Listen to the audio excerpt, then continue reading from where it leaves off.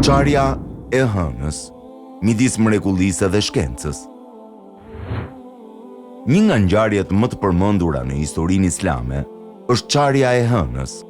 Sipas transmetimeve autentike, kjo mrekulli ndodhi në Mekë në kohën e profetit Muhammed alayhis salam. Kur jo besimtarët kërkuan një shenjë, profeti alayhis salam tregoi drejt hënës, edhe ajo u nda në 2 pjesë, aq sa mali i Hira shihej mes tyre. Kurani e përmend këtë ngjarje qartë. U afrua ora dhe hëna u nda. Surja Kamer 1. Kjo ngjarje është transmetuar nga shumë sahab, përfshir Ibn Mesudin radiallahu anhu, dhe gjendet në Sahih Buhari dhe Sahih Muslim. Çka e bën atë një nga mrekullitë më të forta të dokumentuara në traditën islame? Po çfarë thot shkenca moderne?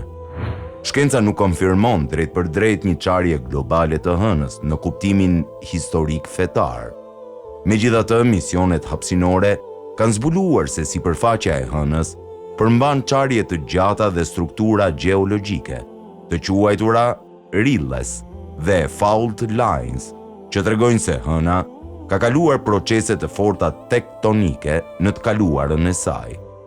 Disa e shohin këtë si mundësi reflektimi, jo si provë përfundimtare shkencore të mrekullisë. Islami nuk kërkon që mrekullitë të vërtetohen nga laboratorët. Mrekullia, sipas besimit, është një ndërhyrje hyjnore që tejkalon ligjet e zakonshme të natyrës. Shkenca studion si funksionon universi. Besimi na tregon pse.